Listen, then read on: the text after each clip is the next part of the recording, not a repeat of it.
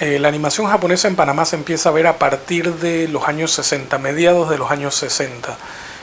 Debido a que no hay datos de programación de esa fecha, no podemos saber a ciencia cierta qué animaciones se transmitieron, ni por cuánto tiempo, ni en qué años específicamente, pero conversando con diversas personas, pues la fecha que tenemos empíricamente es 1968. En Panamá en esa época se transmiten animaciones de las que se consideran las animaciones doradas, o sea, Astro Boy, Meteoro, Marino y la Patrulla Oceánica, Kimba el León Blanco. O sea, las animaciones que empiezan en Japón a principios de los 60, ya a mediados finales de esa misma década empiezan a transmitirse en Panamá. Luego para los 80, cuando surge un tercer canal de televisión, o sea, la lucha por la audiencia crece. En esa época llegan las animaciones que son por todos conocidas, los mechas o los robots gigantes y tal.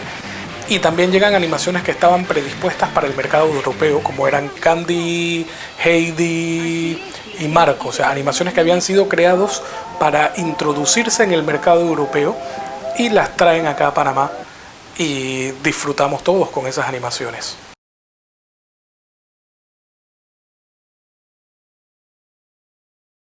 Bueno, siempre desde pequeño me gustaron las animaciones, todo tipo de animaciones, no solamente anime japonés, que inclusive ni siquiera sabía que era japonés en esa época, pero cuando me voy a estudiar mi doctorado a España, de repente descubro que hay un evento que es el Festival de Cine Asiático de Barcelona, y en el año en que yo estoy allá, ellos hacen una retrospectiva de animaciones japonesas. Yo voy a esta retrospectiva y me encuentro con animaciones que empezaban desde los años 20 hasta mediados de los años 40, o sea, animaciones que eran desconocidas para mí. Esto me intriga bastante porque veo que las animaciones no empiezan, por lo menos en Japón, no empiezan con Astro Boy, no empiezan con Kimba, o sea, no con las animaciones que yo tenía como referencia. Entonces me decido a ahondar más en esto, a buscar más información, a ver qué se había creado, qué estaba disponible. Y básicamente ahí empieza lo que podríamos llamar una experiencia más profesional con la animación, o sea, una dedicación a estudiar esto.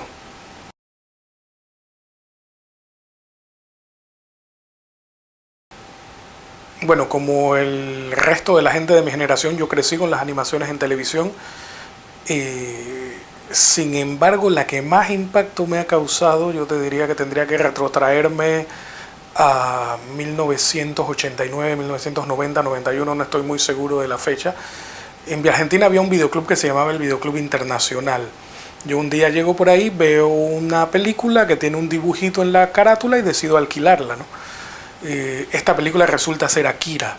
Akira crea una profunda impresión en mí. Primero que todo, la película estaba en japonés, o sea, en versión original y con subtítulos en inglés. Pero lo que me despierta Akira es darme cuenta que esto no era un género infantil, o sea, el medio animado no es un género para niños, es un medio, es una forma de contar historias con personajes no reales. Estas historias pueden ir desde historias para niños como historias para adultos.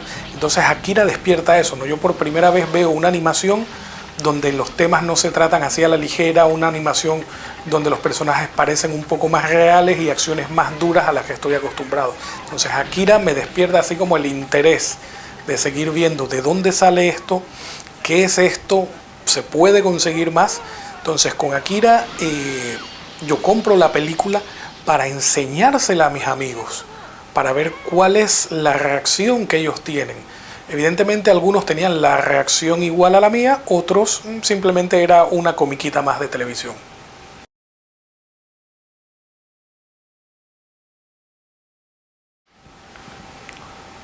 Bueno, si me hubieras preguntado hace aproximadamente 10 años te hubiera dicho que Mamoru Oshii.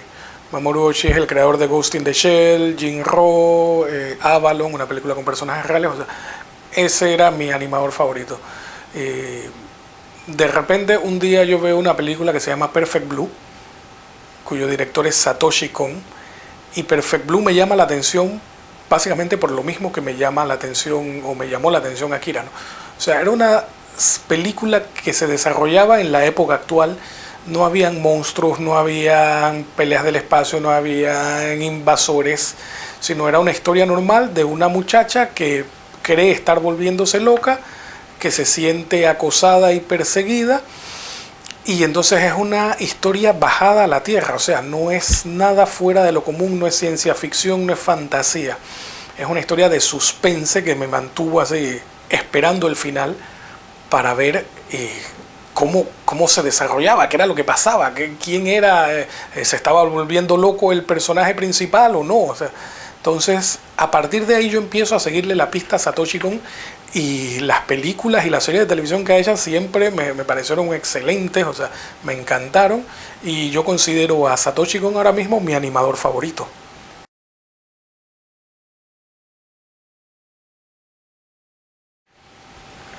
Bueno, no te puedo decir que tenga una animación favorita específicamente. Yo creo que yo tengo muchas animaciones que considero todas en primer lugar por diferentes razones. Como te dije anteriormente, Akira, ¿no? Porque me abrió los ojos. Está Doraemon el gato cósmico porque cuando la veía, que estaba muy joven, me hacía reír y me retrotrae a esa época, ¿no? Me hace tener recuerdos bonitos de mi infancia y juventud.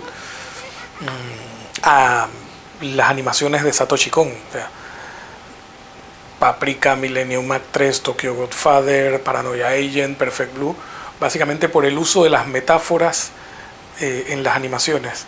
Algo que a mí me gusta es una animación que me haga pensar, o sea, una animación que me dé un mensaje, que no sea solamente por divertirme, sino que vaya un poquito más allá.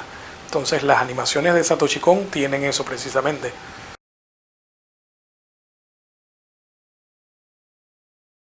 El libro surge a partir de lo que te digo anteriormente, ¿no? Después de ir al BAF y la idea esta de estas animaciones y tal, yo empiezo a pensar que si probablemente a mí me interesaba el tema, habría otra gente que le interesaría. Entonces empiezo a investigar sobre el tema, empiezo a investigar sobre animadores, sus creaciones. El libro entonces trata de esto, las historias que contaron desde 1917, que es la época que se consideraba hasta hace muy poco la primera animación japonesa, hasta 50 años más tarde, 1917-1967. Ahí se habla de los animadores, de las animaciones que crearon, cómo pasa del cine a la televisión, las nuevas divisiones del anime por la doctora Susan Napier. O sea, el libro habla básicamente de lo que es la historia de la animación, cómo surge en el cine, cómo pasa a la televisión y diferentes aspectos, y finaliza con lo que es cómo es vista la animación en Occidente. Me tomó aproximadamente 3 años hacerlo, entre investigar, corregir, darle forma. Actualmente compraron los derechos una editorial para publicarlo en España y debe estar saliendo al mercado a finales de este año o a principios del otro.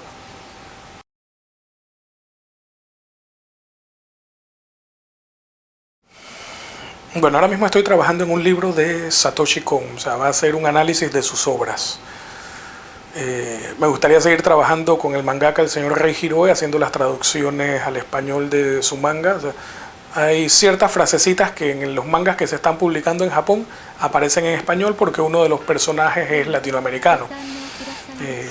Entonces me gustaría seguir trabajando en eso, ¿no? Evidentemente eso no depende de mí, depende del señor Rei Hiroe. Ahí tendría que agradecerle a Dan Kanemitsu, que fue el que me puso en contacto con el señor Rei Hiroe. También estoy pensando en un libro para el 2013, pero es un esbozo. Todavía no tengo los planes muy realizados, no está muy claro, pero la fecha de publicación tiene que ser en el 2013 específicamente. Quisiera seguir cooperando con la Embajada de Japón. Ellos han demostrado tener la intención de promover su cultura mucho más aquí en Panamá. Hubo un evento que se hizo a principios de este año en el que eso quedó bastante claro, ¿no? No solamente el anime, sino su cultura en general. Entonces esas son las cosas o esos son los planes que tendría a futuro ahora mismo. Mi nombre es Rolando José Rodríguez de León. Soy doctor en Comunicación Audiovisual y Publicidad por la Universidad Complutense de Madrid y profesor en la Universidad de Panamá.